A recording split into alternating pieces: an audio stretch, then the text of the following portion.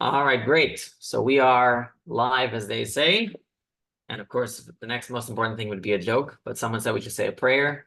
So we'll just say a prayer for, of course, the IDF in the land of Israel and Eretz Israel. Hashem should protect them and lead them to much success.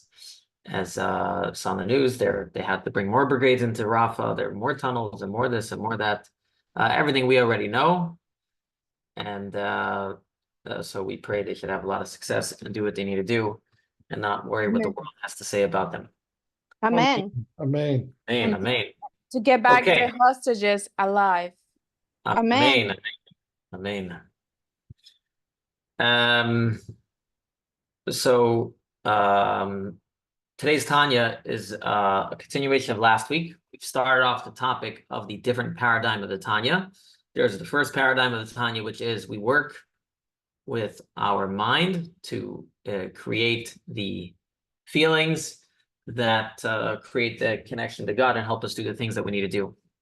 Now we're learning a different paradigm of not creating a love of God, but revealing a love that is already existing within you. That was our discussion last week. And we started to discuss how is it that every single Jewish person has this love. The answer was, we said that it comes from the patriarchs, that God gave them a blessing that it should be passed down to their children. And therefore, every single Jew has it, no matter how spiritual or not spiritual they are. It'll be deep down inside of them. And we said, how do you pass down a feeling? And of course, our answer was it wasn't passing down a feeling. It was passing down a soul. And we started to explain, based on what we said in chapter 2, that, and sorry, it sounds like Yocheved wants to join the class as well, but based on what we discussed in chapter 2, the idea that everybody has a godly soul, and it's a piece of God literally that's passed down, and there's the 4 worlds, and so different souls will jump out into our body at a different stage of the 4 worlds. You know, some will leave the world of emanation, some will the world of formation, some the world of creation. Our souls will, so to speak, be put in our body from a different level, therefore we'll have different levels of spirituality, but inherently our souls all come from the same place, which is from God, and they go through this gestation period and they end up in our bodies. But now he's going to address a question, which is, at the end of the day, if your soul came out at a very low level of the, I'll call it the gestation period, in other words, if it came down at a very low level of the spiritual worlds, how can you nevertheless tap into the spirituality? In other words, I understand deep down the origination of your soul is somewhere great, but you can say the same thing about everything in this world. Everything in this world technically comes from God as well. So, you know, why can't you make the same argument? If you reach deep down enough, you will be able to reach the godly essence, and everybody will be able to reach the godly love, yada, yada.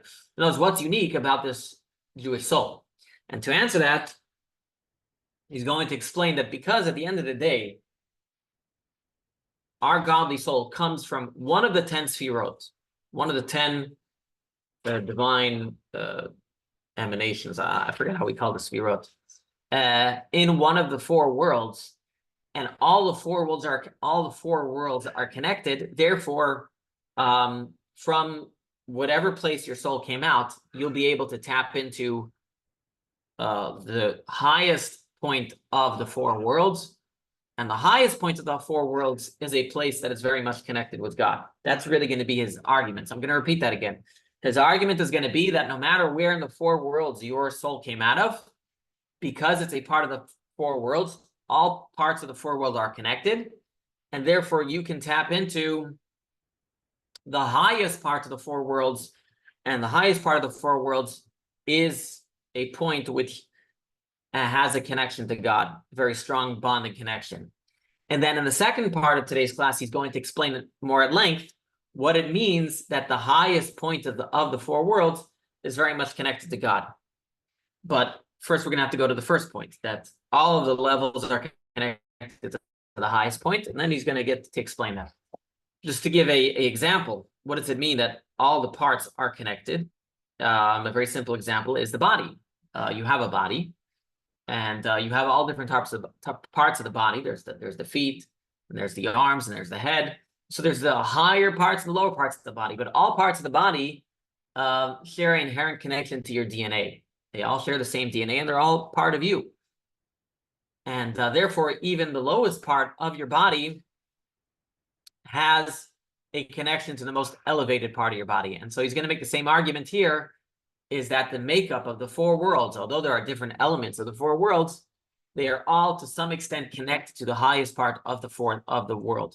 So therefore, even if you're at the lowest rung, you have the ability to tap into something that's a part of you. Just as DNA is connected with the entire body, you can be connected to all the different parts of your body. So I would say the first part of the class is a little Kabbalistic. I don't want to say less relevant, maybe a little harder to understand the relevance of it.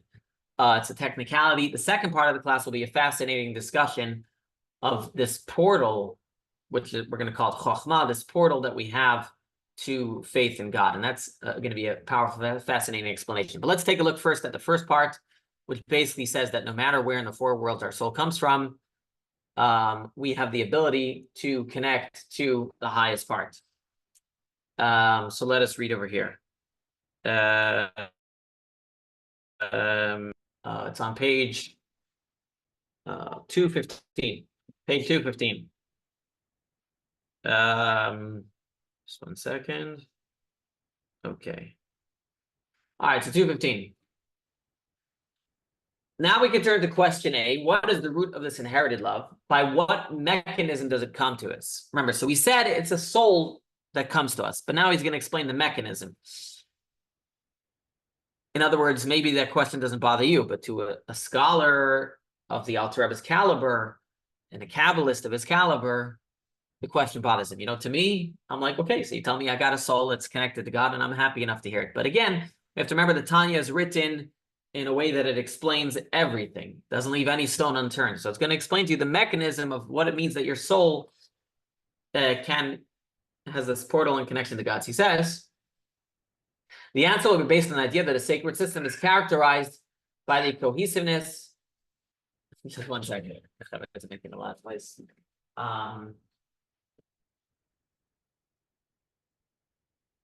So is characterized by the cohesiveness and interconnectedness. Every component is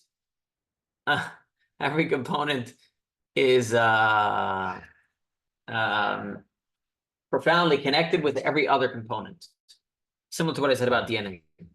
Even if a person has a soul from the lowest of the sefirot and from the lowest of the worlds, right? So again, the four worlds, each is 10. So you get, let's say you're at the bottom of the, right? So there's 40 levels per se, generally.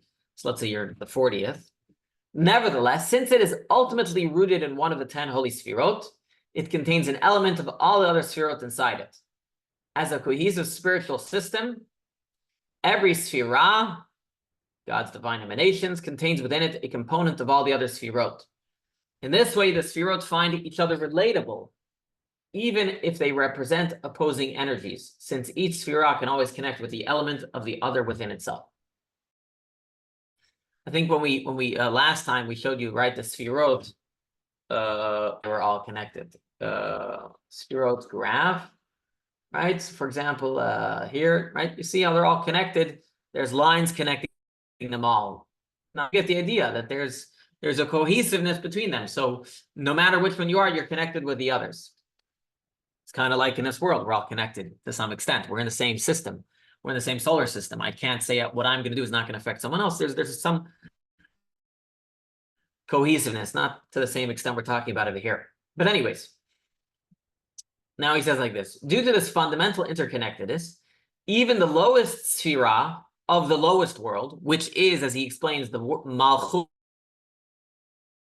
Kingdom, the world of creation, contains within it the highest sefirah of that world, the Chokhmah Vasiyah. So again, the lowest sefirah in a given world contains within it of the highest in that world. And then he's going to say the next stage is that the highest of that world is connected to the highest world.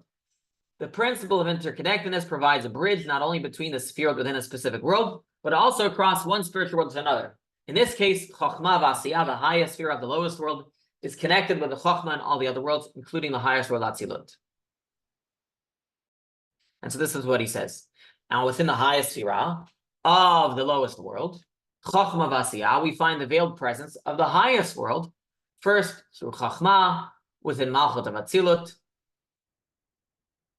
The highest sphira, as it is found within the lowest sphira of the highest world, in which is found the Chachma of Atzilut, the highest sphira of the highest world. So to explain what he's saying here, each sphira then is a window to a higher one, which is included within it as a veiled presence. This facilitates a connectedness from one end of the world to the other, and then it bridges the gap separating the worlds.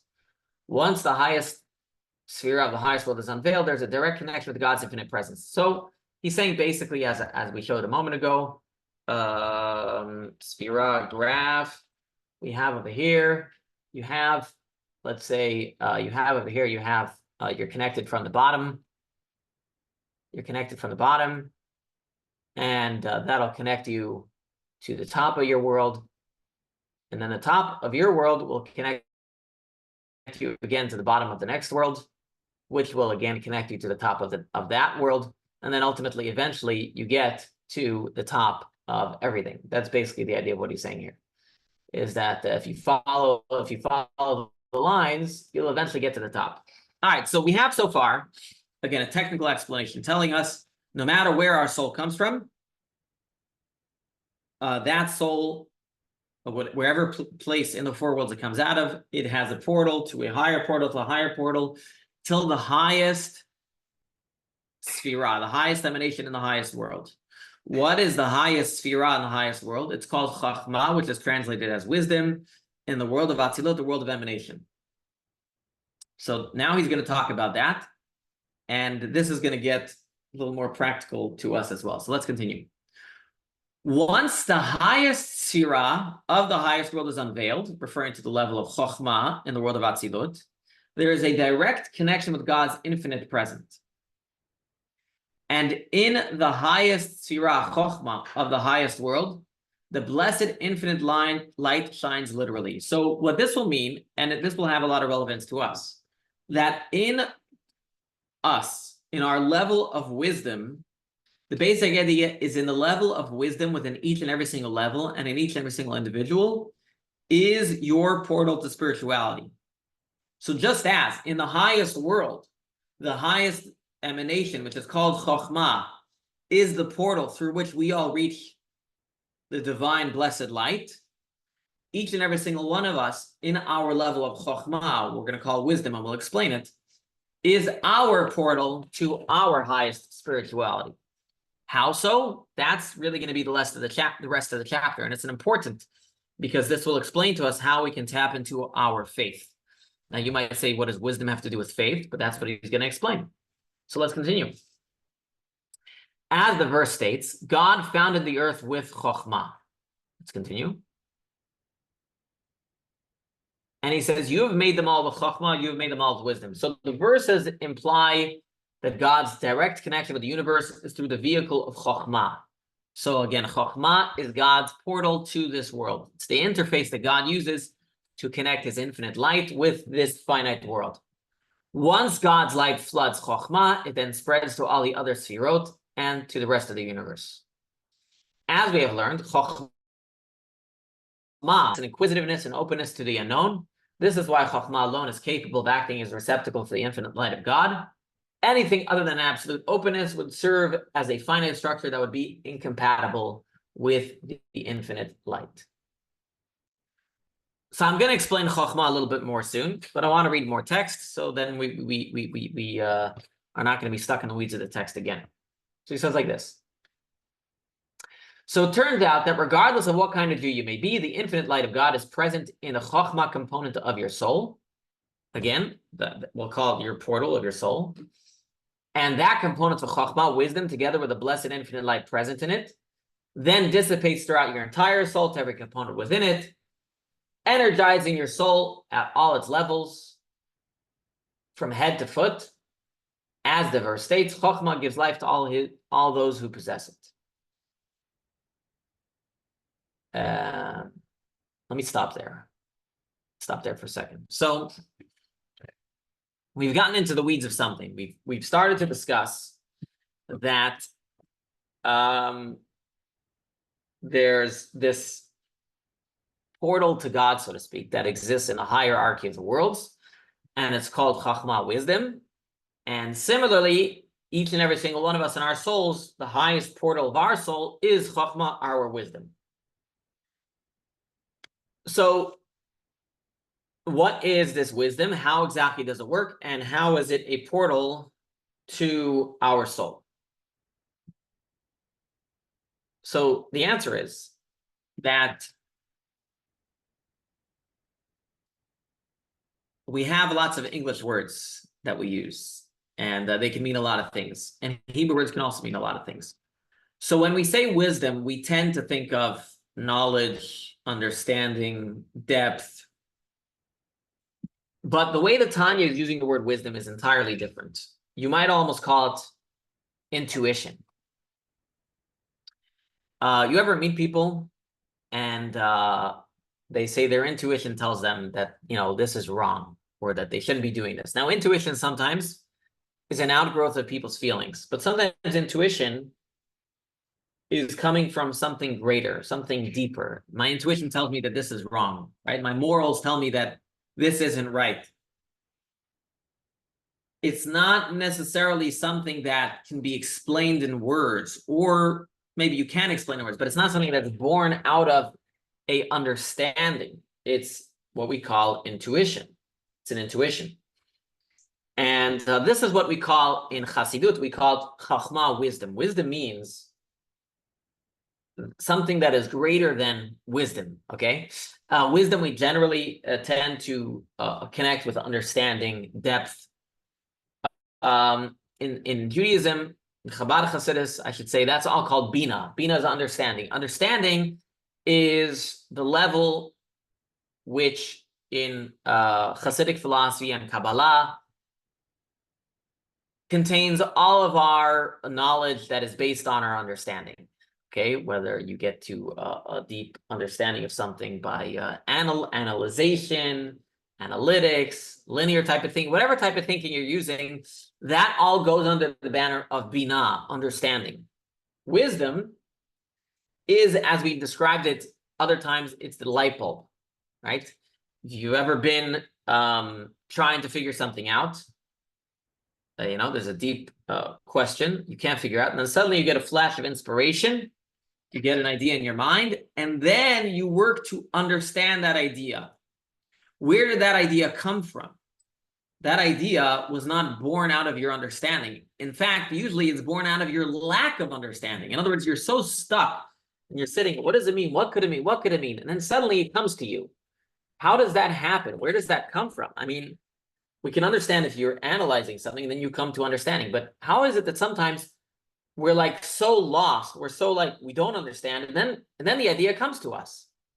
How is that possible? How can an idea come to us from a lack of understanding?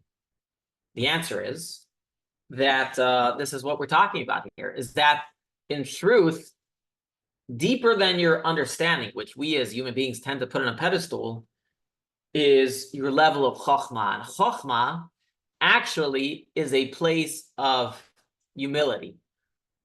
Chokhmah is a portal to something higher than your understanding, and it's born out of humility. Because you're humble, or as he wrote in here in the Tanya text, openness, you're open to other ideas, that allows greater wisdom, that's what we call wisdom, greater wisdom to come into you. That's why sometimes you will understand something when you realize that you don't understand, because now you're open. You're like, I've tried to figure it out, I cannot figure it out. That creates a portal to open you up, to allow greater wisdom to be, so to speak, put into you. From where? Of course, we're going to say from God. It's coming from God. So this is what Judaism calls chokhmah, wisdom.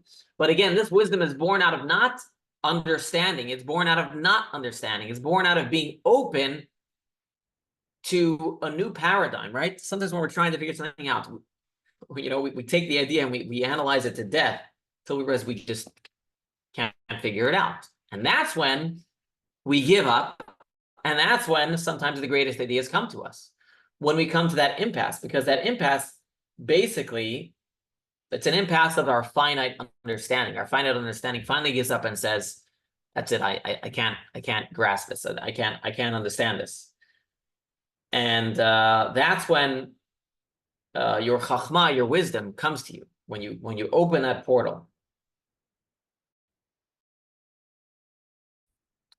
And just we're now going to explain that this works with our faith as well. Okay, if this applies to ideas that we can explain, we're going to explain this also applies to faith. What do I mean by faith? There's a part of God that we can understand, right? There's some elements of God and godliness that we can understand. Right? We can understand that the world needs a creator. We can understand the idea that there's something beyond the here and now. There are ideas of God that we can understand. And for that, we don't need faith. For that, we use Binah, we use our understanding. We use our understanding, we can understand God. But then there are parts of God that we cannot fathom. Past, present, and future. God's judgment, God's mercy, God's love. There are certain elements that are just well beyond our understanding. And the way to tap into that is through faith. And the way he's describing faith here today, faith comes through the level of chokhmah, through this level of wisdom, through this openness. Through this openness. The openness allows us to let God shine into our souls. Just as we were talking about earlier in these spiritual worlds, there's the highest level of each world called the Chokhmah creates a portal to the next world, which creates a portal to the next world, which then the highest level Chokhmah and the highest world wisdom creates a portal to what's above it. We have the same thing, the Chokhmah within us, the openness, the humility, that allows the faith to come into us. And this, by the way, explains the name Chabad as well. People want to understand. Chabadnik. Chabad, as we've understood till now, in the previous chapters, is, Chabad is really about understanding, right? Chokhmah bina das, wisdom, understanding, knowledge. Till now, we've understood that Chabad is about study and understanding, and through the study and understanding, you can deepen your understanding and then develop your emotions and then connect to God. So how is it that Chabad also has a heavy dose of faith? Now you understand. Because where does faith come from? Faith comes from the highest level of Chabad. It comes from the level of Chokhmah, wisdom. Wisdom is the portal to our faith. And as we explained technically here, every Jew has that ability to tap into their Chokhmah. Every Jew has a soul. The soul is made up of the 10 soul powers, one of them being the Chokhmah, the wisdom. And that wisdom is a portal to the root of your spiritual soul, somewhere in one of the spiritual worlds. And in that spiritual world, they have a portal of Chokhmah, which is a portal to the highest Chokhmah, the highest level of wisdom in the highest spiritual world, which is a portal to God's divine essence. And that is why, as he's going to explain, we all have the ability to have faith in God, because ultimately, God is something that cannot be understood. There are elements of God that can be understood, but God himself cannot be understood. So for that, we require faith. And in order to get that faith, we need to have a portal to something that's beyond understanding, right? In other words, if we were limited to our understanding, we could never fully connect to God, because we would limit ourselves to what we can understand. And what you can understand is very limited. But once we have this portal to our faith, where we can tap into things that are infinite, that's the Chokhmah. Now we can connect to God who's beyond understanding. Okay, now I just want to read that paragraph that we read before, and hopefully now it will make better sense now that I just explained to you this idea. So he says like this: it turns out that regardless of what kind of Jew you may be, the infinite light of God is present in the Chokhmah component of your soul. Right? It's a level of humility and openness. And that component of Chokhmah, together with the blessed infinite light present in it, then dissipates throughout your entire soul to every component within it, energizing your soul at all its levels from head to foot. As the verse states, Chokhmah gives life to all it possesses, right? So just as in the spiritual worlds, right? If the lowest level of the spiritual world can tap into its highest level, that means that the highest level energizes the lower levels. The same thing is here in our body. Our level of faith, our level of Chokhmah can energize our entire body.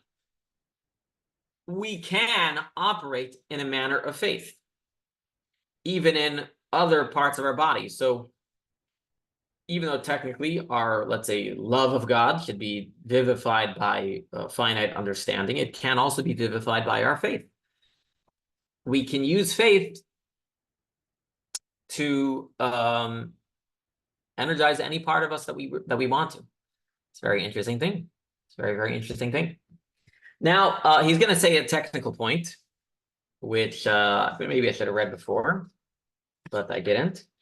And he's going to talk about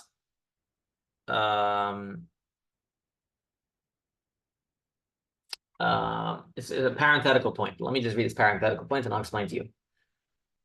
He says, sometimes even sinful Jews, when conceiving their children, will draw down very lofty souls, which have been trapped in the depths of the klipot that oppose these souls coming to earth due to their holiness, as stated in Sefer HaGugulim. So he's explaining here, in a cause and effect universe, it seems bizarre that very sinful people would have the purity of intention necessary to draw down lofty souls for their children. But based on the above, the phenomenon makes more sense. Even the most sinful... where did I go? Even the most sinful... Oh, skipped. Okay, I'll upload it in a moment. No. Okay, all right. Even the most sinful, so I skipped the page. Okay, so let me just read it to you. Yeah, then I'll put it up on the screen. Even the most sinful Jew has the chokhmah in his soul, in which the blessed infinite light shines, and that is certainly a sufficient lofty energy enough to elicit a divine, a spiritual lofty soul. So he's giving here a practical example to the idea that we just said. In other words, the idea that every Jew has the ability to, through their portal, so to speak, access the highest portal. We see this in the idea that any Jew can access their, in this idea that any Jew can access very lofty souls. How is that possible? The fact that even a sinful Jew can access the highest level soul is a proof that every Jew has the ability to connect with something higher than what they are. That's really the idea. It's proving this idea that no matter what level you are, by virtue of your portal, you can access things that are beyond you. And we see this in the fact that the lowest, let's say the most sinful Jews have the highest and highest of souls. And that's because through their portal, they can access higher levels, things that are higher than them. Then he gave a technical explanation. But why is it sometimes that holy people, that non-holy people give birth to holy souls? He explains it's for a discussion for another time. But if you look at the birth of the Mashiach, so to speak, you'll see a lot of interesting relationships brought to his birth. Right? You go back to Judah and Tamar. That was an interesting relationship. You go to the relationship of Boaz and Ruth. You go to the relationship of King David himself with his wife. And all in all, if you look at the stories, a lot of interesting relationships bring about the greatest souls. But that's for another time. Here we're talking about that possibility. And that possibility is able to happen because of the portal that's within the soul. Now he's going to explain a little bit more about this portal, about this part of you. And that's why I said the second part of this class is more practical. Till now it's a Kabbalistic, telling you that a portal is connected to another portal, which is connected to another portal. So you know that your soul, no matter where it came from, can connect to the highest level. But let's talk about the portal itself. The portal that each and every single one of us has is called the chokhmah that we've been describing. I described it with the word intuition, although it's not really intuition. But let us take a look here at the continuing text where he describes this portal more at length. And along the way, okay. Above, we touched upon why Chokhmah in particular serves as the window to the soul for the infinite light of God. The Tanya will now elaborate on this idea. Now, as we have learned in chapter 3, Chokhmah, inquiry, is the source of all intelligence and cognition.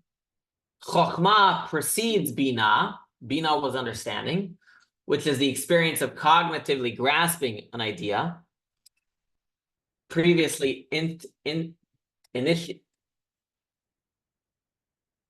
in a raw state by the Chokhmah, right? That's what I described as a light bulb, right? The Chokhmah, the wisdom, gives us raw ideas. So it's Chokhmah that precedes and is the source of cognition and grasping. That's the idea. That's what I was saying before, right? It's strange. You would think that understanding brings to ideas, right? But it's not true. Ideas precede our understanding. That's again because our understanding is a powerful tool of humility that opens us up to deeper ideas. So he says like this. This is also reflected in the Hebrew word of chokhmah. Chokhmah contains the letters that can spell the word koach ma. Koach, as many people know, means power, right? Koach. And ma means what, right?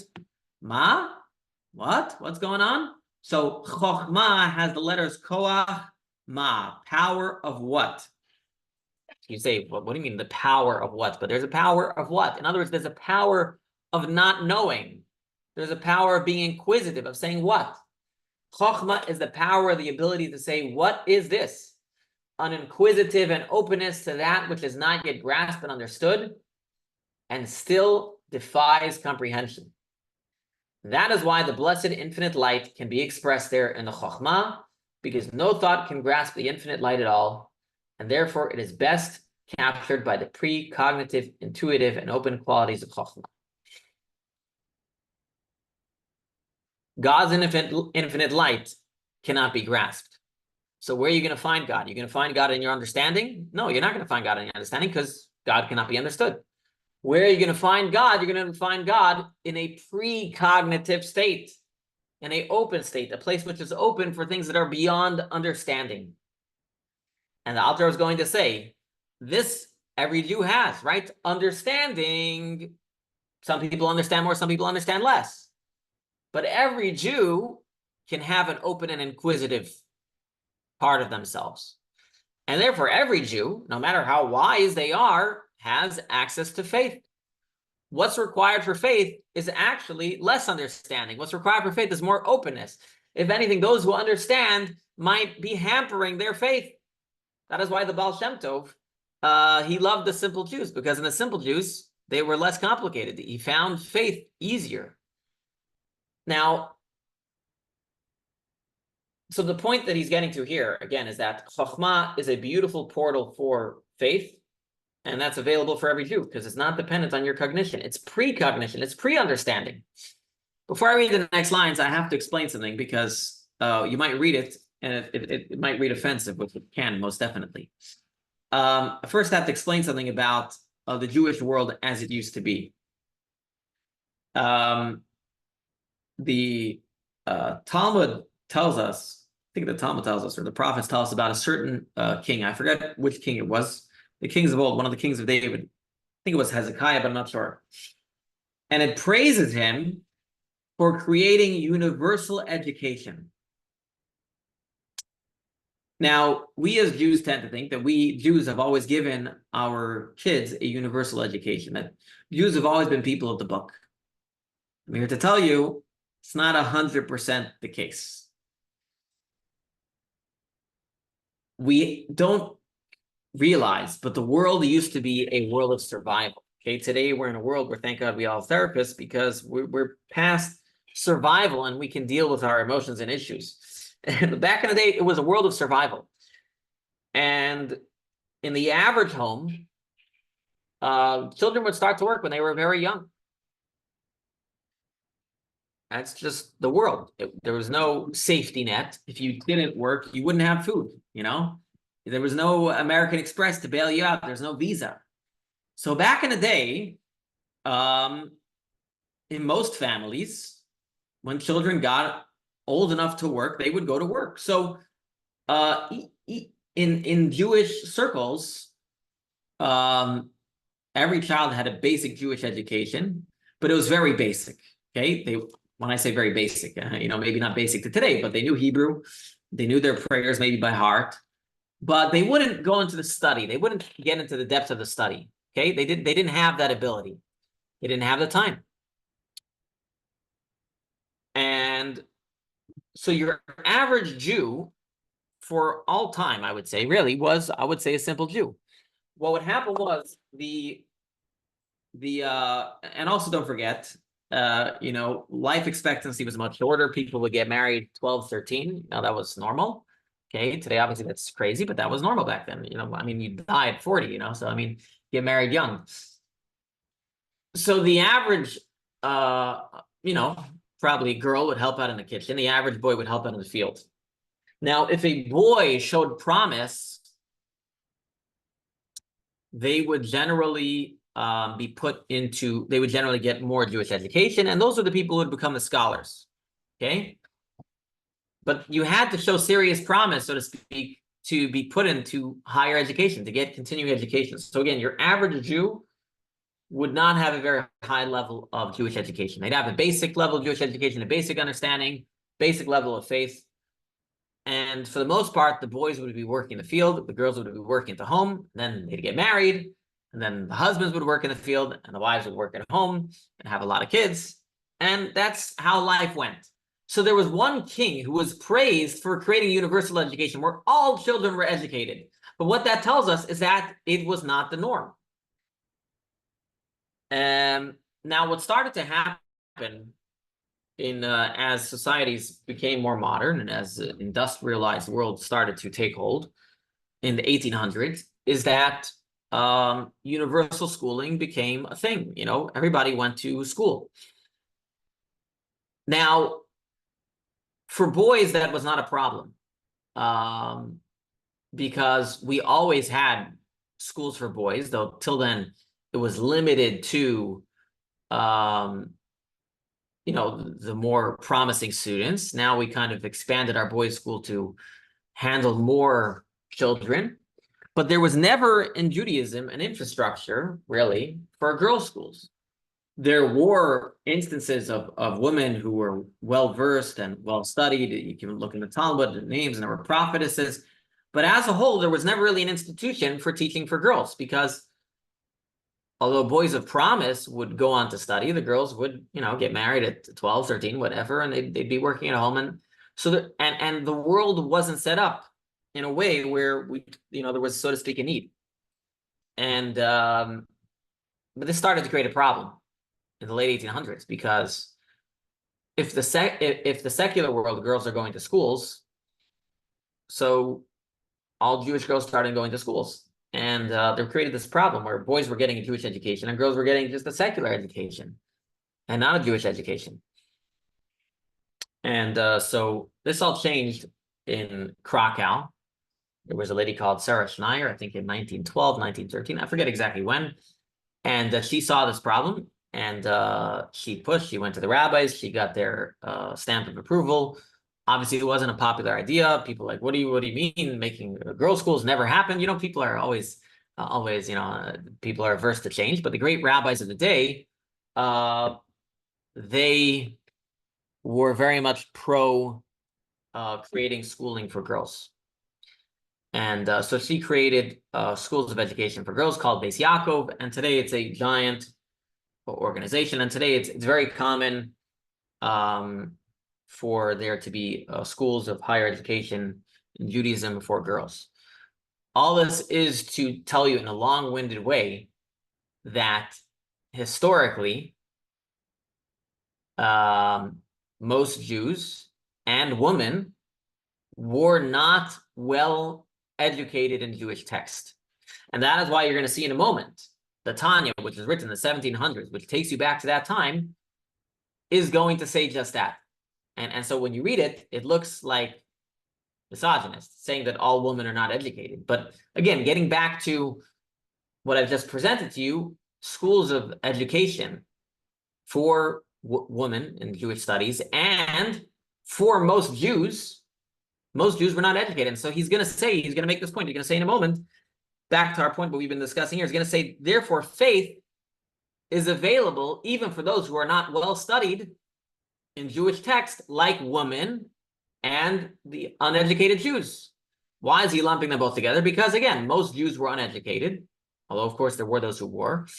And when I say uneducated, I mean not uneducated at all, but learning text in depth. And similarly, women were on a whole not educated deeply in the text. Of course, there were exceptions, but being that there was no schooling, so they generally did not get a deep level of education. So let's take a look over here. It's not that they didn't know the laws. They knew the laws. People knew what to do and they knew how to read and everything. But I mean, an actual, being able to take a Talmud and open it up and study. All right, so now I gave you the long-winded answer. Let's read this. So he says, so now he's getting back to his idea. His whole idea, his thesis here is that even if you're not well-versed, even if you're not having the cognitive study of Judaism, you have the access to faith because faith comes from an openness and a humility, and that's where our faith in God comes from. So he says like this. He says, that is why all Jews, even women, who when the Tanya was written did not receive any formal education, and other uneducated people, what the Hebrew word means, Amei Haaretz, the nation of the land, meaning the general population of Jews, believe in God. Since faith is rooted in Chokhmah, a level of the soul shared by everybody, and is beyond knowledge and cognition. So again, he's bringing his point home, and I just explained to you why his reference to women as being uneducated, because there was no formal education. And again, as I said, it applied also to the vast majority of Jewish people at that time. But his point is, getting back to our point here, is that faith is not connected at all to your understanding. Now he's going to bring a proof from a verse. The verse says in Proverbs, the simpleton believes everything, and the sensible one uses his understanding. Now you might read that as a knock on simple people, but the Tanya is actually using it in a positive sense. What he's saying is that simple means that you don't have the ability to grasp something. Okay, simple means I am simple in, let's say, astrophysics. Okay, so if a astrophysics professor tells me something, I'm going to believe it. Okay, let's just throwing out an example, because to me, that's beyond my skill set, beyond what I can understand. But someone who is an astrophysicist, he's going to take his time to understand it. Okay, the point of this verse is actually saying that things that are beyond your understanding, you use belief. And he's going to say the same thing when it comes to God, is beyond all of our understanding. So we all should use our belief. So that's what he bases on Proverbs. The simpleton believes in everything. And since when it comes to God, we all are simple, so we're all going to have to use our belief. So we'll go to page 218. So this is what he says. And with regard to the Holy One, the Blessed Holy One, who transcends understanding and knowledge, and no thought can grasp him at all, we are all like simpletons compared to him. Faith, and this is an important line, faith is a foolish path for something that could be grasped by the mind. But with the infinite light of God, which cannot be contained by the finite tools of cognition, the appropriate connection is through faith. So again, if you're using your faith for things that you can understand, that's the wrong way to go about it. But if you're going to use your faith for things that cannot be understood, that's the only way to do it. As the verse states, I was a fool without knowledge. I was an animal towards you, yet I was always with you. When you read it, it sounds strange, but to what we just explained, it makes sense. He's saying, I'm a fool because I need to use faith. In other words, it is precisely because I was a fool and an animal using my faculty of faith and not reason that I always was with you and connected to you. Okay, so to sum up, every single Jew can have faith. Not only that, every single Jew should have faith. Because even if you're the greatest scholar, you need to use your faith to connect with God. Because we're all like fools to God. Okay, so some people may understand God more. But even what they understand of God, there's still a giant gap from there to where they need to have faith, right? There's only so much they can understand. You can be the greatest of scholars. You can understand much more of God than I can ever understand. But even such a Jew is going to need to use faith. So we're all equal. All Jews need to use faith. So all Jews are equal. We have this level of chokhmah. And this level of chokhmah, the lack of understanding, allows us to tap into our portal of faith. So to summarize what he's trying to say here, or what he is saying here, is that no matter which place in the spiritual world your soul came from, you have a chokhmah inside of you. Chokhmah is your wisdom, your openness, and your ability to open your portal up to the deeper levels of your soul, which ultimately will connect to the highest level, chokhmah, wisdom in the highest world, which is a portal for godliness himself. And therefore, we each can open up, if we choose to open up our portal of faith in us, we can tap into the divine blessed light, the Holy One, blessed be He, which is beyond our understanding. And so this is, again, a beautiful explanation why, even, so to speak, the lowest and irreverent Jew can tap into God, because you don't need to be spiritual. You don't even need to be holy. You can tap into faith by virtue of your soul, by virtue of opening up the portal in yourself. You can open up the portal to faith, because faith is not connected to your understanding. Now he's going to prove this. He's going to prove this idea. But before we go to the Tanya's proof, which was very relevant in his days, because unfortunately it happened very often, let's talk about how it applies in our days. What his basic argument is going to be like this. He's going to say, don't take my word for it. Don't take my word that I'm telling you that faith is available to every single Jew because I said it is, based on some ancient text. He's going to make the argument that we can see that faith is something available even to Jews who are not learned, even the Jews who are irreverent, even the Jews who plain don't seem to care. How so? Well, he's going to talk about in his days. In his days, it wasn't rosy. It was under the Tsar. There were lots of pogroms. There were lots of reasons anti-Semites would kill Jews. There were lots of people trying to convert Jews. And he's going to make the argument that in his day, so often it happened, is that a Jew who was irreverent, didn't care about any of the religion. He said 99% of the time, Jews would give up their lives for their faith. Even sinful Jews, but conversion, now, was beyond the pale. Now, not to say nobody ever converted, but conversion was beyond the pale. How is that possible? How is it possible that a Jew who doesn't understand much about God, who was not religious, suddenly when it comes to this, they feel the faith? And there's hundreds of stories, okay? I grew up on these stories. I'm sure you heard these stories too. There's hundreds of such stories of Jews who were not religious and gave up their lives for faith in God. And he says, why? He says, because of this portal. It's not connected to their understanding. It's not even connected to their actions. It's just, as long as they can tap into that portal, they will have the ultimate faith and the ultimate sacrifice. And that's the ultimate faith. Giving up your life for God is the ultimate faith. And I'm going to connect it to nowadays, because nowadays we don't see so many people, thank God, having to give up their lives for God. Unfortunately, we have, in Israel recently, it's been unfortunate, which, by the way, I noted a couple times already that on October 7th, many Jews, even those who were not very religious, expressed a lot of faith in God. But anyways, which is interesting, on a terrible day of our history, to express faith in God. But coming back to here, you ever meet a Jew? Every Jew has something in which you can find that portal. For some Jews, it's when you tell them they're not really Jewish. For some Jews, it's every Jew has this thing where, despite them being very unconnected to their Judaism, there's something that, if you deny it from them, they'll fight you to the nth degree that no, this is them, they're Jewish. I see it all the time with Jews. It's like the weirdest thing. It's like where it expresses itself. But that's the idea, is that, it can't express itself in giving up your life for God, but it can express itself in other areas of life. Well, I don't know, some Jews it's Pesach, some Jews it's Yom Kippur. There's all different areas where Jews who if you look at it, it makes no sense. There's no part of them that should be willing to go to crazy degrees to fast in Yom Kippur, but they're doing it anyways. Or whatever it is, that's what I'm going to say is the modern day example, is this portal exists and we see it in people's lives. And so let's read here again his proof.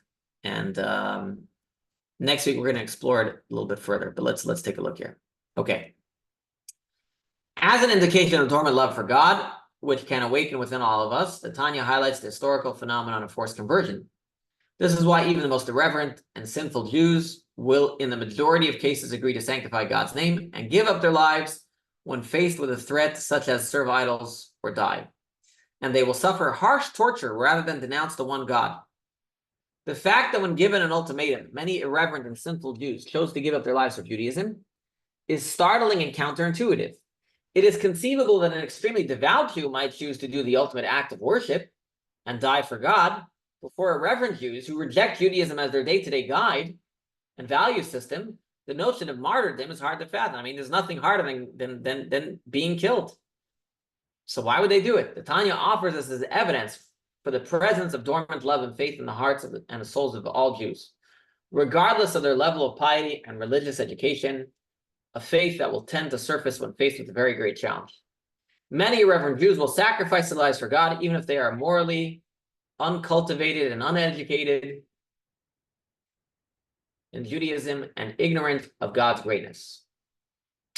And even to the little knowledge they do possess, they give little thought.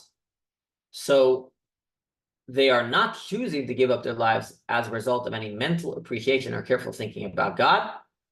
Rather, they give up their lives without any mental appreciation or careful thinking, as if it was impossible to denounce the one God. So again, it doesn't come out of a cognitive explanation, understanding, without any reasoning or rational argument whatsoever. And this is, as we have explained, because all of the soul is illuminated and energized by the one God, through God's infinite light being present in the soul's component of Chokhmah, which transcends fathomable knowledge and cognitive intellect. So giving up your life to God is not a rational decision.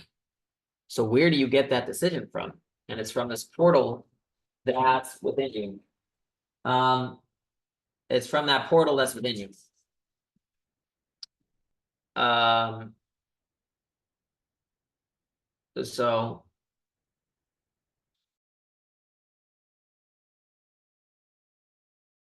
So we each have in our lives, someone's there, yeah, I don't know who. We each have in our lives a section of ourselves that a